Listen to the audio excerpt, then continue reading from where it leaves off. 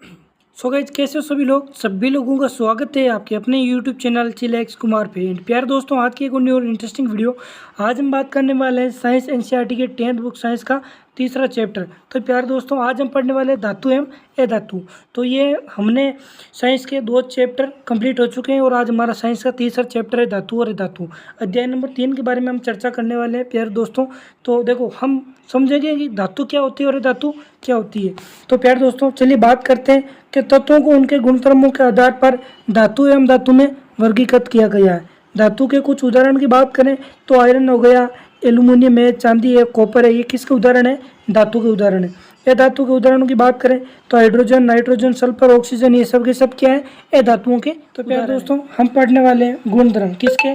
धातु और अधातु के हम गुणधर्म पढ़ने वाले हैं, जिसमें एक धात्विक गुण होता है धात्विक चमक। क्या होती है कि धातु की सतह चमकदार होती है, जबकि ये धातु चमकीली नहीं होती है। आयोडीन ये धातु होते हुए भी चमकीला होता है। ये इसका क्या है? अपवाद है। ठीक है। कठोरता की बात करें तो धातुएं सामान्यतः कठोर होती है, लेकिन लिथियम, सोडियम, पोटेशियम मुलायम होते हैं और इन्हें चाकू से आसानी से काटा जा सकता है।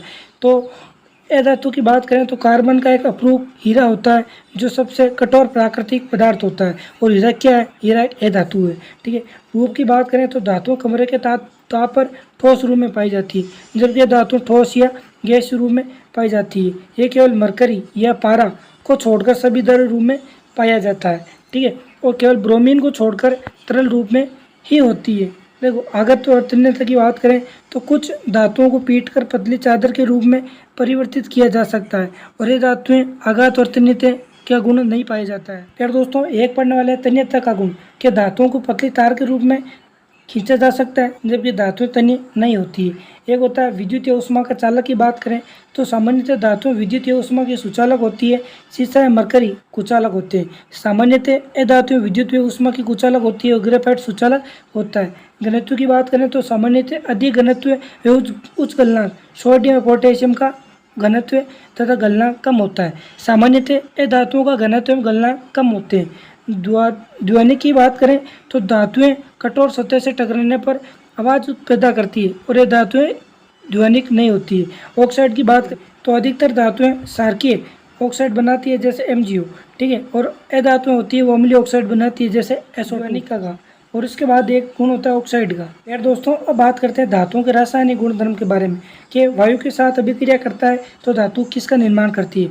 धातु ऑक्सीजन के साथ अभिक्रिया करके धातु ऑक्साइड का निर्माण करते हैं। वायु के साथ अभिक्रिया, धातु ऑक्सीजन के साथ अभिक्रिया करके धातु ऑक्साइड बनाती है। धातु और ऑक्सीजन अभिक्रिया करती है तो धातु ऑक्साइड का निर्माण होता है। उदाहरण की बात करें तो ये होती है कॉपर और ये होता है ऑक्सीजन।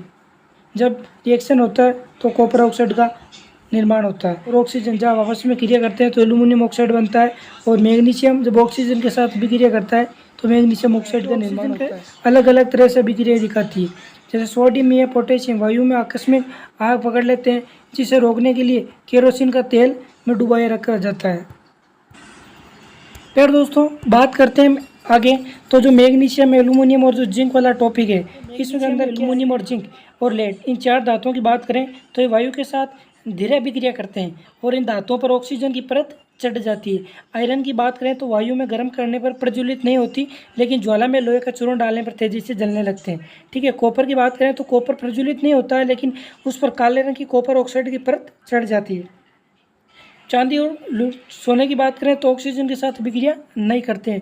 ठीक है। एक होता है उभयधर्मी ऑक्साइड। क्या होते हैं कि वह धातु ऑक्साइड जिसमें अम्ल क्षार दोनों अभिक्रिया करते हैं और लवण और जल का निर्माण करते हैं, उसे उभयधर्मी ऑक्साइड कहा जाता है। उदाहरणों की बात करें तो एल्यूमिनियम ऑक्साइड और इसके साथ अम्ल जब आपस में अभिक्रिया करते हैं तो ये देखो एल्यूमिनियम क्लोराइड और जल का निर्माण करते हैं। दोस्तों, बात करते हैं जल के साथ अभिक्रिया तो धातु जल के साथ अभिक्रिया करके धातु को ऑक्साइड और हाइड्रोजन का निर्माण करती है। और धातु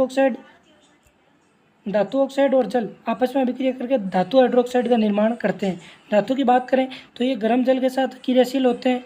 ठीक है। ठंडे जल के साथ क्रियाशील होते हैं सोडियम, पोटेशियम और कैल्शियम। तो गर्म जल के साथ क्रियाशील होते हैं मैग्नीशियम। धातु की बात करें तो केवल भाप के साथ क्रियाशील करते हैं, जैसे एल्यूमिनियम, आयरन, जिंक। और जल के साथ कोई भी क्रिया नहीं करते हैं, लेड, कॉपर, सोना, चांदी, ये चीज़ें।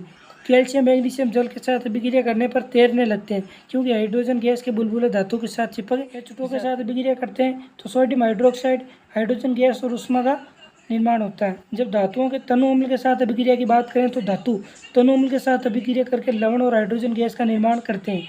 उदाहरण की बात करें तो देखो, यह आयरन अम्ल HCl के साथ रिएक्शन करते हैं तो FCl2 और हाइड्रोजन गैस का निर्माण करते हैं। तो कॉपर, फिर दोस्तों यहाँ मैग्नीशियम 2HCl के साथ अभिक्रिया करके MgCl2H2 गैस का निर्माण करता है। सिल्वर, ये जो तनु अम्लों के साथ अभिक्रिया नहीं करते हैं, ठीक है।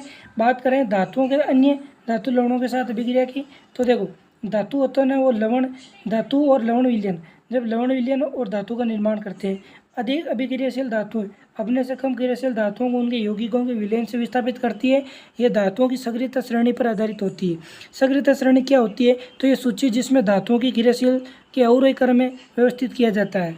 फिर दोस्तों इसके अंदर बात की जाए सक्रियता श्रेणी में तो हमें पता है कि क्रियाशीलता के आधार पर अवरोही क्रम में इनका तत्वों को व्यवस्थित potassium, sodium, calcium, magnesium, aluminium, zinc, iron और लेड, इनकी बात करें तो इस प्रकार घटते क्रम में इन तत्वों को सक्रियता श्रेणी के अंतर्गत रखा गया है। धातुओं के साथ अभिक्रिया की तो देखो, तत्वों के अभिक्रियाशील संयोजकता कोष को पूर्ण करने की प्रवृत्ति के रूप में समझी जा सकती है। जैसे धातु के परमाणु अपने संयोजकता कोष से इलेक्ट्रॉन को त्यागते हैं, ठीक है, और धनायन बन जाते हैं, ठीक है, और अधातु के परमाणु संयोजकता कोष से इलेक्ट्रॉन ग्रहण कर और ऋणायन का निर्माण करते हैं। तो NaCl के निर्माण की बात करें तो NaCl का जब हम परमाणु क्रमांक इस प्रकार लिखते हैं, 11 पे आपका सोडियम आएगा तो इस प्रकार इसको लिखा जा सकता है। और जब इसको बात करें इलेक्ट्रॉन त्यागता है तो सोडियम धनायन का निर्माण होता है। और यहाँ जो क्लोरीन एक इलेक्ट्रॉन, जब क्लोरीन के साथ एक इलेक्ट्रॉन जुड़ता है तो यहाँ क्लोरीन ऋणायन का निर्माण। क्लोरीन की बात करें तो सोडियम क्लोराइड का निर्माण करेंगे इस प्रकार, ठीक है। आयनिक यौगिक क्या होते हैं कि विपरीत आवेशित आयन एक दूसरे को आकर्षित करते हैं तथा मजबूत स्थिर वैद्युत बल में बंधकर आयनिक यौगिक का निर्माण करते हैं।